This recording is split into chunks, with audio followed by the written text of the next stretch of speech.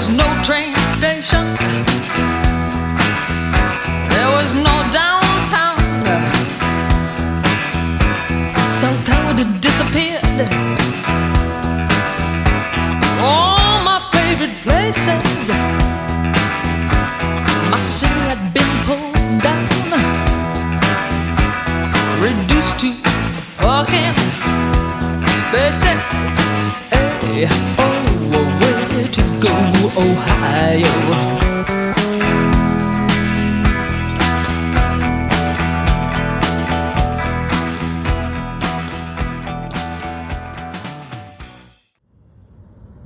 Okay, so I'm here in Cleveland, Ohio, on the east side of the city.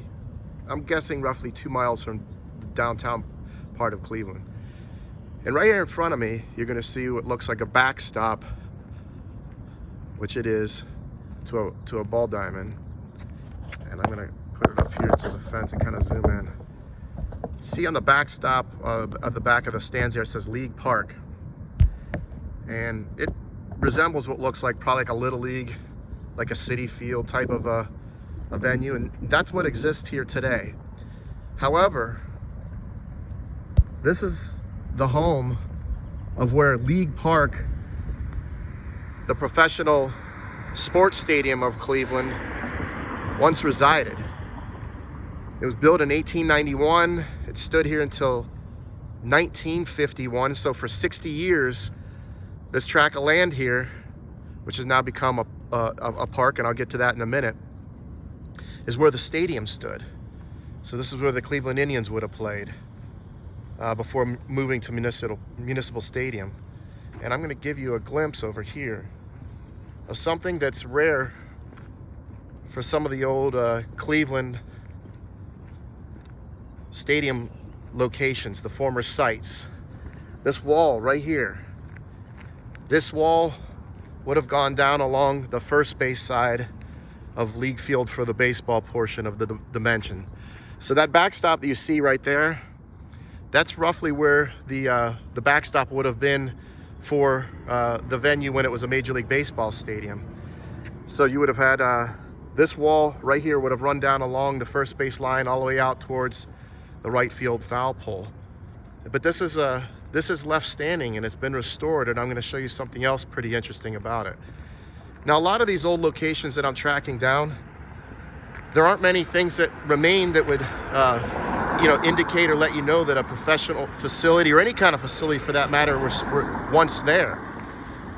This is one of the few things in Cleveland, as far as professional stadiums go, that you can actually walk up and see and physically touch, that lets you know, and a reminder of the past of some of these venues.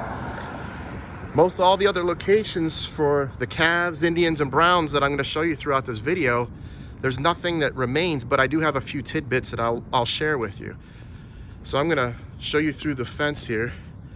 Kind of see straight out ahead. There's the ballpark, the playing surface. It's a turf field now. That's first base, and second base obviously beyond it. But at pretty to scale where the playing field would have been when this was in use as a Major League ballpark. And this is on the inside of that wall. Now it's locked up. COVID-19 is going on right now. So unfortunately, a lot of things aren't open that you would normally be able to tour, have access to.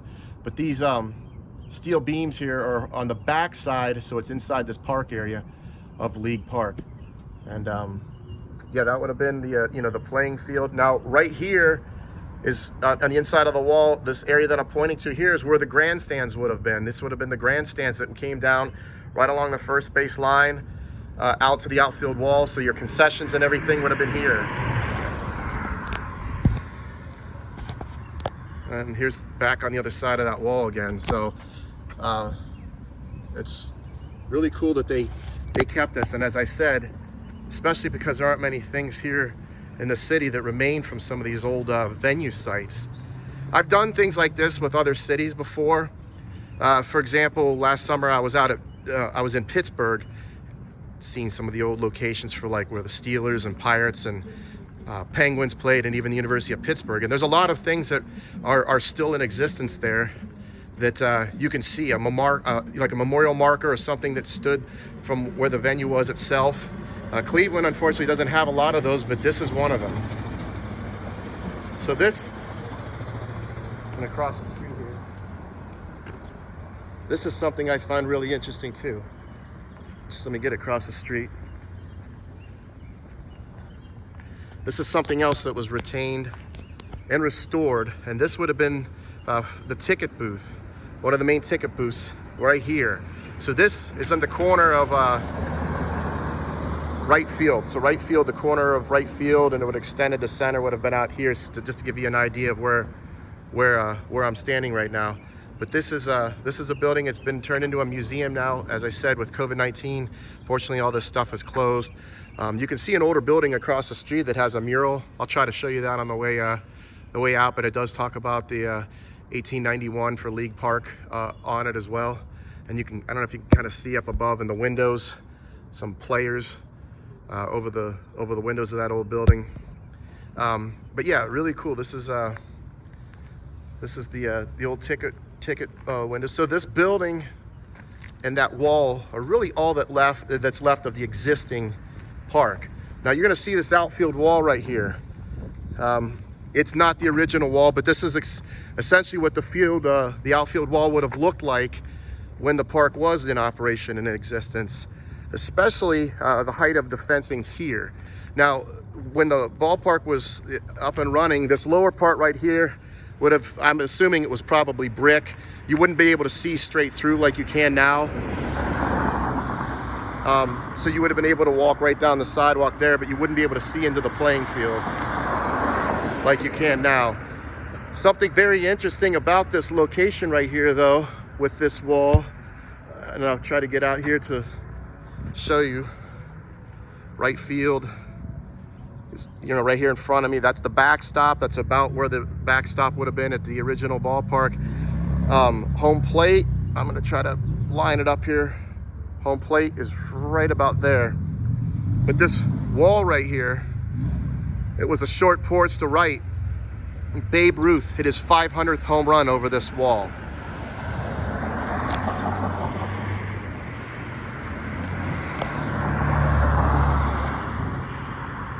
So I don't know the distance out here. I don't know how many feet from home plate it is. It's obviously a shorter porch because you're in a city block. I apologize if it's a little blurry. I have to put it up against the fence and try to show you what I can that way. It's not too bad, I don't think. So there you go. You have the backstop. Now that's obviously not the original backstop. That, it's set up like it's like a city field, like a recreational type. It's what you would almost expect to see in like a little league setting. But they restored this whole area, so it's got a really nice field turf surface. Has a nice plaza over here. I'll show you. And it has the museum, the old wall. It's got a historical marker inside here that I'll also try to show you.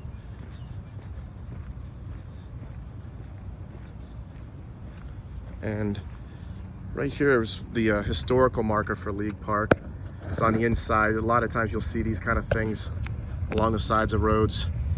That's the League Park one right inside here. I'll take a picture and insert it here so you can read it. It's a little hard to probably read from the video I'm shooting here.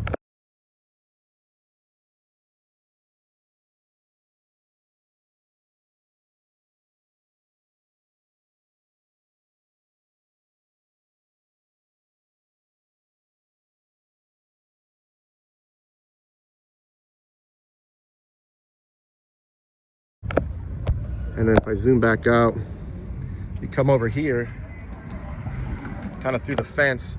I know it's sort of hard to see. I'm getting a shadow and a little bit of a glare through there, but it says 1891. It's obviously when that stadium was erected, as I said, where it was first built. It was just wood when they, the grandstands were wood, and eventually they went to something more substantial and sturdy. I'll try to zoom through here now. 1895, and you can see as it extends up to that building right there, the different years, all the way to, I'm assuming at the very end, it'll say something about 1951. And then through the fence, I don't know if you can see it, look off to the left. I'm trying to do the best I can here. Look off to the left, you can kind of see some of those girders that I was showing you, those steel girders on the inside of that wall. But yeah, this is it. So there's not a lot to see as far as the remnants of the stadium, but there's something here which is obviously better than nothing.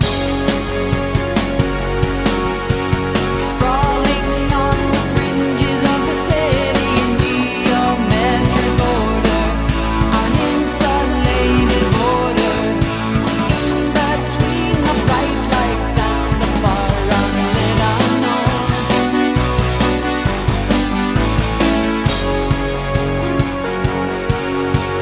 Growing up, it all seems so one-sided, opinions all provided, the future pre-decided, detached and subdivided in the mass production zone. Nowhere is the dreamer or the misfit so alone. Okay, so I'm here on the east side of Cleveland, Ohio. And you can see the city skyline, a little bit of it right there. And this area right in front of me here, from about where that parking lot is, through these trees, and this building right here, it's a Red Cross, an American Red Cross building now. This is where the old Cleveland Arena once resided. It stood here for 40 years. It was built in 1937. It was demolished in 1977. And the last game, I believe, was played here in 1974. Now, the Cleveland Cavaliers played here for only 4 years, if I recall. They were here from 1970 through 74. But this is Euclid Avenue right here, this road, and the building would have run parallel to it. So it would have sat right here, and this would have been the main marquee entrance. Would have run parallel right here to the street that's in front of me. You see this building right here over here?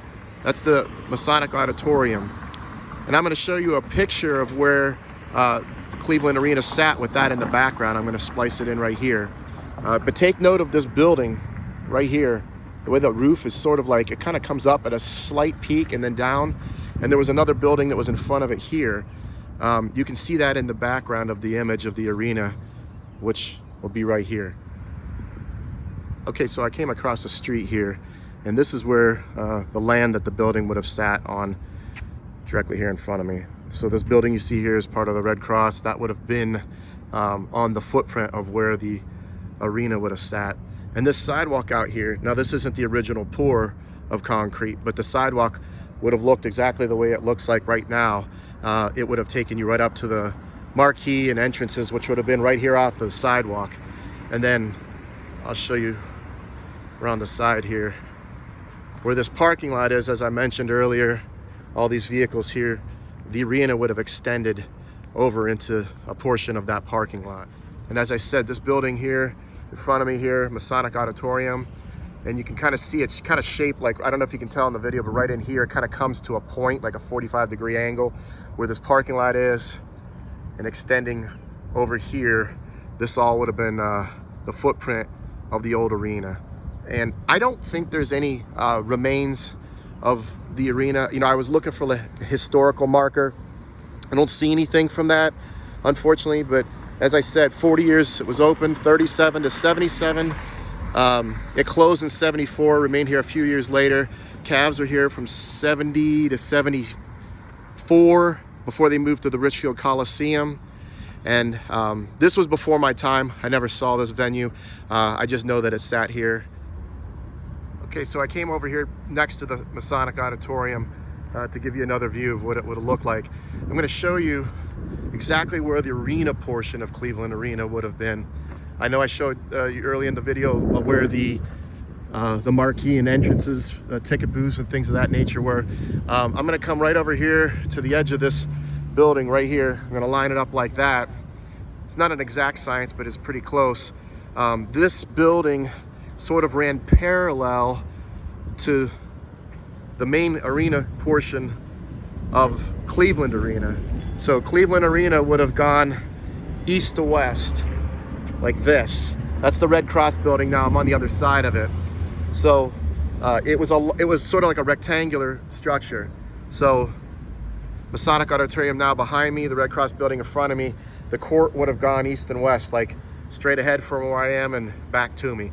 But where I'm standing right now would have been kind of like behind the basket of one of the goals in the gym, and the main arena, the main floor, rectangular shape, would have been right out here in front of me. The sidewalk that I showed you, the front facade of the venue would have been over here, and this is it.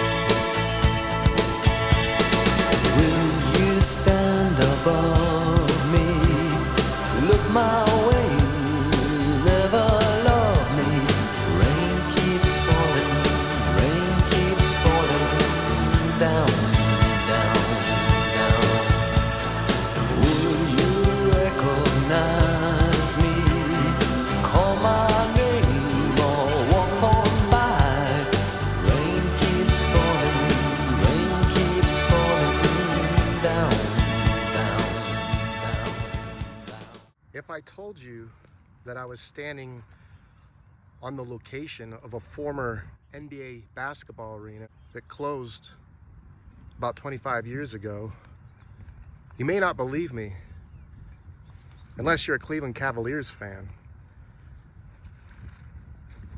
Right now I'm standing in a large grassland. It's part of the Cuyahoga Valley National Park System. And this is the location of where the Richfield Coliseum once stood. It opened in 1974, it closed in 1994, and then in 1999, it was torn down. So it was only in operation for 20 years.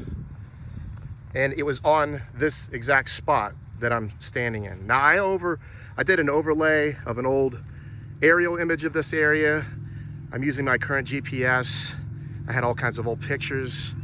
And I'm standing right here in this area in what would have been the court area of the Richfield Coliseum. As hard as that might be to believe, this is it. I'm gonna show you right up in there at a distance. You probably see some cars going by. That's Route 303. Off in that direction over there is a highway to 271. And then you're gonna see a lot of land to that direction, to that tree line. A lot of land to that direction, to that tree line. A lot of land to the direction to that tree line. And as I said, a lot of land to that area out there. The Coliseum was almost centered in this field. It's a grassland now, but not quite. There were only 3 entrances, public entrances, I should say, into the arena. There was one that was right off of the highway over here. There was another that was over here, and there was a third that was over there. I should say entrances and exits. The rest of this was not accessible in terms of getting in and out of the Coliseum, except for one private entrance that was over here in the back corner. But outside of that, everything you see here is what as far as like the tree line and everything, that was here when the Coliseum was in operation. That was all wooded. The Ohio Turnpike is actually not that far out beyond the tree line over there. But all this grassland that you see here would have been parking lot.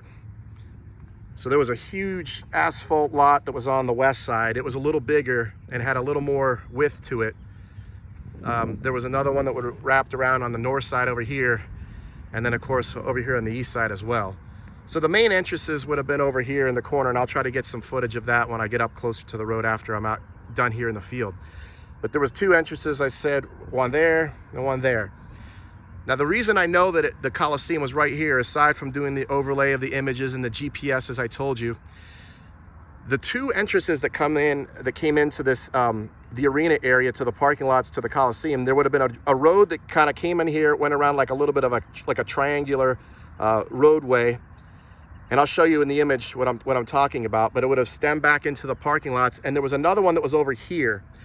The one here, this would have been essentially the middle lane. The one that was here, if you followed it straight back, it almost came along the west side of the Coliseum wall. So if you followed it all the way back, and I'm standing here in the field, and the Coliseum was pretty centrally located here, halfway between the south and the north borders of this area. So the Coliseum, the west wall would have been right over here, east wall would have been right over here. Now I came to a number of games here growing up. I didn't live that far from the area, and I always enjoyed the Richfield Coliseum. For me, it was easily accessible. For some, it wasn't as much. A lot of people were probably, if you're not familiar with why it was built here in Richfield and why it wasn't in Cleveland, the Cavs, when they moved out of the Cleveland Arena in downtown Cleveland, they moved here to Richfield because a few reasons. The main one is they were trying to build an arena in Northeast Ohio that would serve both Cleveland, which is about 20 miles that way, and Akron, which is about 20 miles that way. So it was almost right in between the two cities. It was going to bridge the gap. So the idea was pretty good from that standpoint. A couple things that worked against the arena, though, was it was isolated out here. As I touched on, there was only entrances and exits for the public on one side. So as you can imagine, there was a lot of congestion coming in and out on heavy volume days. The road that runs here, 303, it's a rural type road. This is not a highway or anything like that. The highway's right there. So if it was a game, if you were getting here early, you were leaving the arena late, or if it was a game or a concert or something that didn't have a high attendance figure, getting in and out of here wasn't too bad. But if you were here on a big game, big concert, something that had a lot of attendance, then the traffic issue was a problem because of the points I just mentioned. The other thing that you look at now, I've been to a number of professional facilities in my lifetime, especially the modern ones now. A lot of the cities that build the stadiums now have like an arena district. So you not only have the athletic venue there, but you have a lot of like bars and restaurants and hotels and like things that people are going to come, get there early, they're going to eat, they're going to drink before the game, they're going to go and maybe do the same before they go home. As you can see here, there was none of that.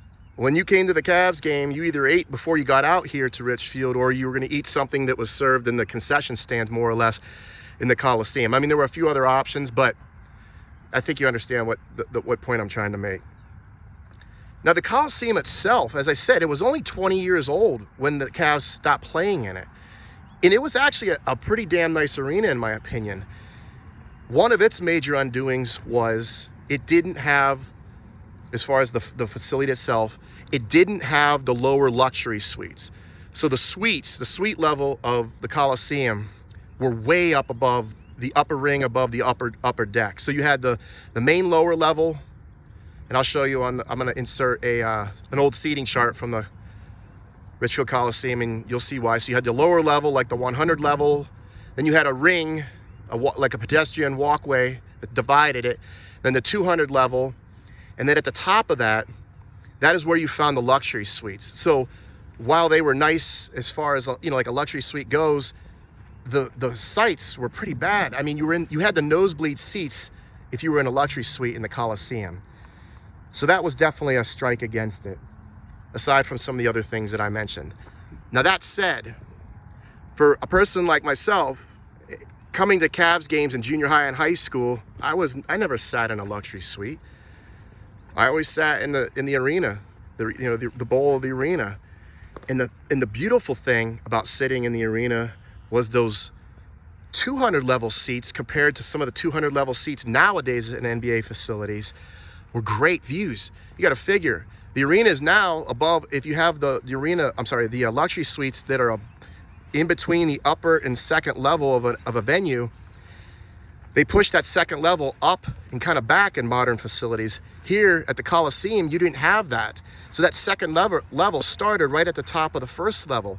So the first, like, maybe quarter of a section of the 200 level at the Coliseum, you were getting the views that you would of a luxury suite in today's venues. Perfect. Wow.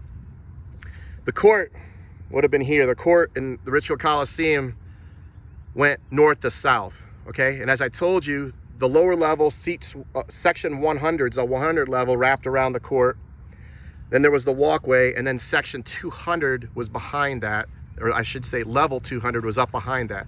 The Last Dance started airing several weeks ago. It's one of the things they talk about was the shot that Jordan had, against the Cavs and that. So I'm gonna walk back out here, and the shot happened right about here.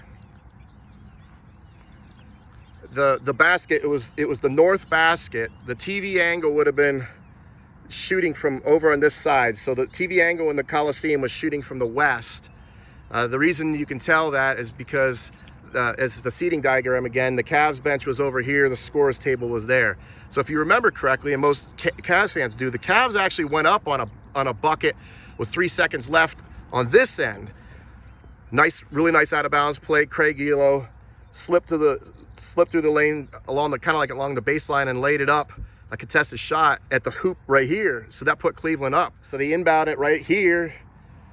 Jordan is kind of shaking loose. Now Larry Nance is sort of like face guarding him, trying to keep him from getting the ball. Jordan kind of shakes, gets the inbound, comes across into the top of the key.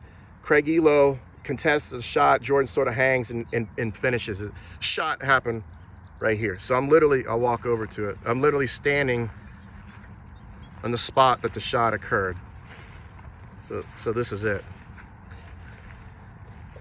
Now, there's nothing really that is remaining of the Coliseum here, as you can see and as I've talked about. But something I found out about this location is much of the Coliseum is actually right beneath where I'm standing.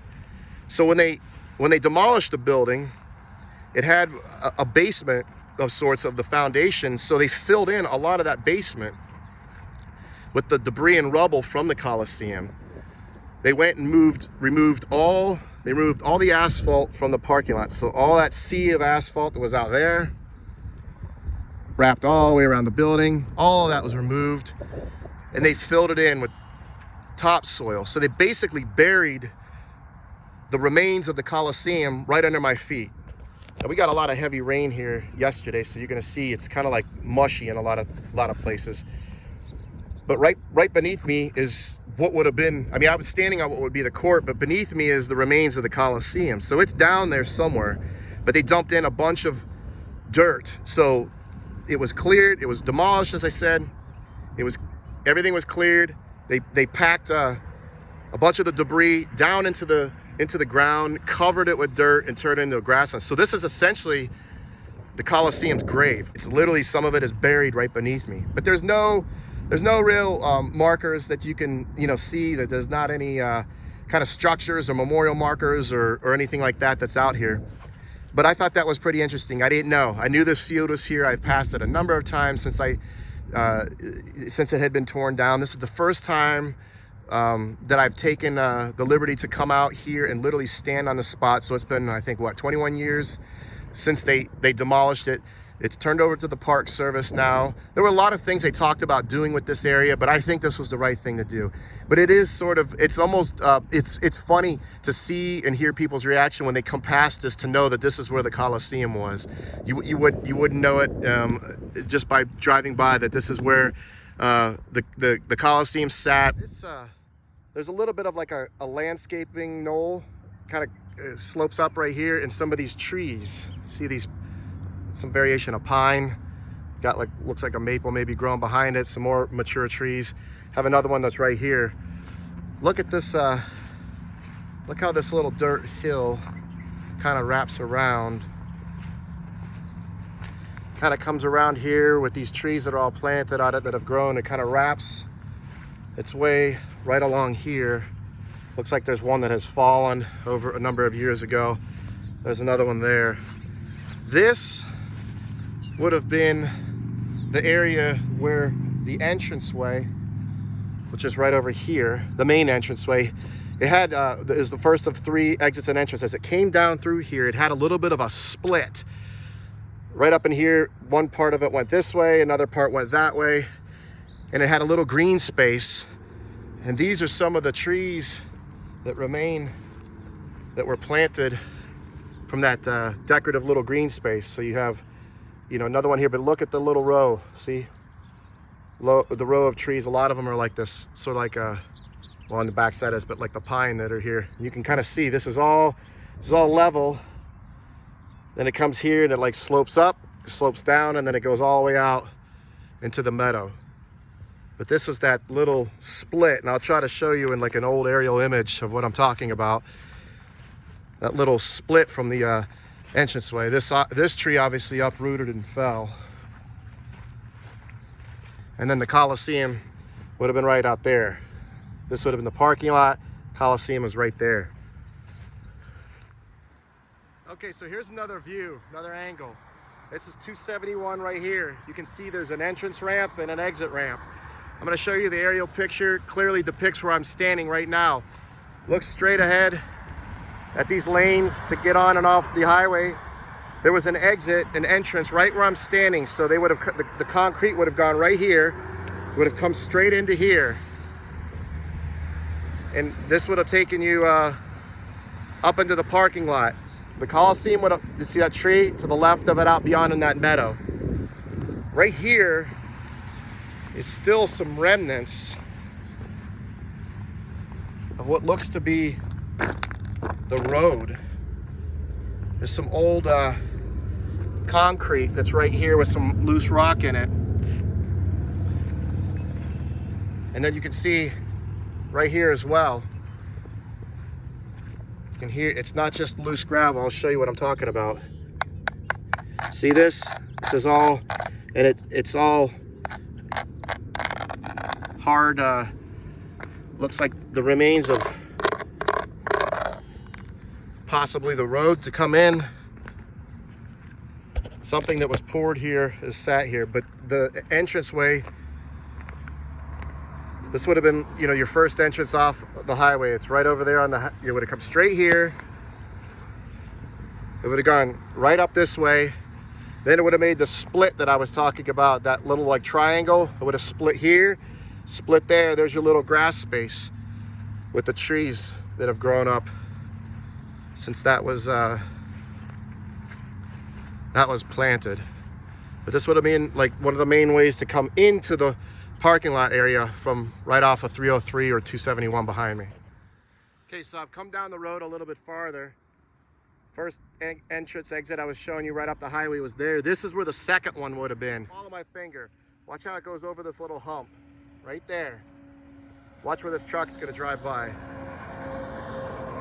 That's 303. This is where the second entrance or exit would have been. They would have turned, you either turned in to come into the Coliseum or you would have left out, but right here, that little dip, if you turn, this would have been the second one. If you followed this one straight out to the middle of the field, the Coliseum would have been right out here. And the west wall of the Coliseum was very close to where this would have taken you. So if the road still was, if the road was still here right this minute, it would have taken you right up nearly alongside. There would have been a small little section of concrete. I think it was still part of the parking, maybe handicap. The spaces that were along there, the west wall would have been almost side by side with this, but the Coliseum itself stood right there. Okay, then I came down the road a little farther. The other two entrance and exits were there. This is the third one. This one is a little more easier to see because you can actually still see where there's the remnants of a road, and it would have taken you straight out here. Now this would have just basically taken you to the western parts of the parking lots. I mean, you could get to the arena from here, but what I'm saying is, let me walk up a little further. It'll be easier to explain. There's a little hillside here now, so you wouldn't have been able to, that wasn't here back in the day, but I'm talking present day. The Coliseum would be like on the other side of it. So this road would have taken you in and out of the parking lots, the third one. And I'll show you.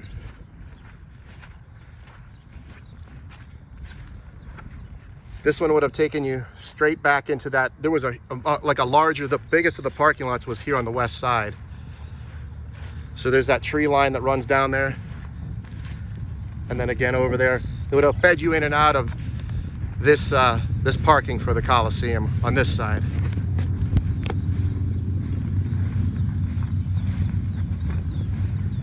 I'll step up here just a little more and show you where it was. You kind of see it starting to come in on the horizon over here. Okay, Coliseum would have been out there. One more thing I wanted to add in terms of a relic from the Coliseum was this portion of the center court of the Richfield Coliseum floor. Now this is actually on display at Rocket Mortgage Fieldhouse, which I thought was pretty cool. So there is one form of something that's memorable, some memorabilia of the Coliseum that is actually on display. Now this was very likely one of probably a few different floors that the Coliseum had in its lifetime. To the best of my knowledge, the very last floor that was ever laid down in the Coliseum was actually purchased by Grace Christian School in Stanton, Virginia, and they actually have it in their gymnasium now. Now, I used to live not far from Stanton. I used to live in Charlottesville for about 10 years, and I never knew that. But the next time I'm in that area, I'm definitely going to try to get over to this school, check it out, and see if I can find out a little more history on the floor itself.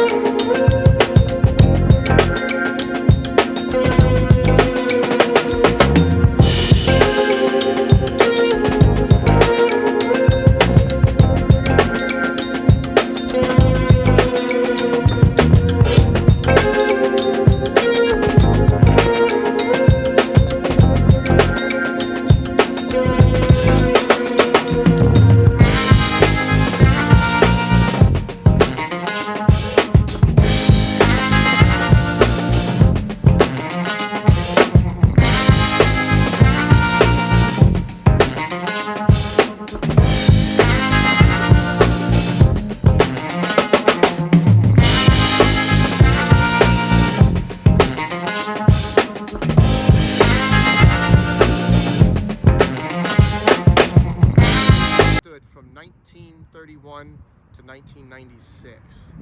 So this would have been the home of both the Indians and Browns. For a while it overlapped. This is where they both would have played. Now the football surface in here runs kind of east to west. So you're looking at right here, we're looking at one of the end zones. So this will be on the west side. This is the grandstand that's on the city, that's on the south side. So the football field, even at Cleveland Municipal Stadium, would have gone that way, as well as Municipal Stadium when it was used for baseball. The home plate area would have been here, and then the outfield would have been essentially where the end zone on the other side of the stadium is for football. It was one of those old dual purpose stadiums.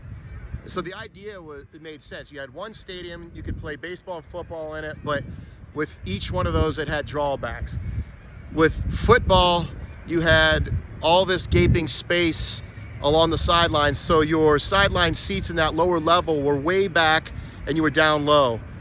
For baseball, the field it was a little better situated inside the stadium, but then you had like 75, 80,000 seats that you were trying to fill. So if you had a good crowd of like, say, 25, 30,000 people for baseball in Municipal Stadium, it still looked empty. But that said, it was still a fun place to come. I mean, for baseball in particular, for me, because you'd roll up, you'd buy the cheapest ticket you could buy to get in, and you could sit almost anywhere you wanted. So those days were fun. Football, I was here when in Municipal Stadium. I was here for a lot more baseball than I was football, but I did go to a couple games here. It was definitely an old school environment. I liked it. One of the things I liked the most, I think, was just if you went and sat in the upper deck of Cleveland Municipal Stadium, and I'm going to try to find a picture of this, but when you're in the main concourse, you would walk these ramps, so they would sort of zigzag their way up to the upper level. Then you were on the upper level concourse. They had these they were almost like catwalks that would walk you through into like a portal that would dump you out into, the section that you were going into high up above. So when you're walking out on these like catwalks, you'd look down and you were literally walking over the top of the people sitting in the lower level beneath you. So when Cleveland decided to tear down Cleveland Municipal Stadium, this is the one that was hard for me to see go. This is the one that I had the most attachment to, probably because I had seen so many games into it. A lot of things that you could say were wrong with it, but to me, that's the character of older facilities, older venues, and that's what I liked about it. So when they tore it down, they raised it, tore it all down. So everything you see here in front of me, where this football stadium was the footprint of the old stadium. It was gone. They literally built this stadium right on top of it. So you walk around it and you don't see any memorial markers. There's nothing that really leaves a trace that you would ever know that Cleveland Municipal Stadium sat on this spot. So for many, many years, even myself, I thought it's gone. There's nothing left. However, I came across an article that stated the remains of Cleveland Municipal Stadium were dumped into Lake Erie, which is right out here, right beyond the grass. It's probably hard to see, but that's Lake Erie right there. Now, when I first read that, I thought it was a joke. I started to do a little more research, and I found that is actually what happened. And I'm going to show you where. So out here in Lake Erie, roughly where I'm pointing, I'm going to guess about a mile offshore. One out here, and another out in that general direction, are the remains of the debris field, essentially, from Cleveland Municipal Stadium. They were dumped into the water of Lake Erie to create a reef for the fish habitat. So they actually exist. There actually is remains of Cleveland Browns Stadium that exist. Again, there's the city. There's the Skyline, Cleveland Browns football stadium right here, now called First Energy Stadium. When they tore down Cleveland Municipal, which sat in that location, they took the debris, concrete, rebar. I even read that a row of seats were deposited here in Lake Erie as part of the Reef Habitat Project. And I have the GPS coordinates if anybody's interested to see exactly what I'm talking about. One is roughly here, another is roughly out there, and a third is up towards Euclid, which is in that direction beyond Cleveland. Very cool.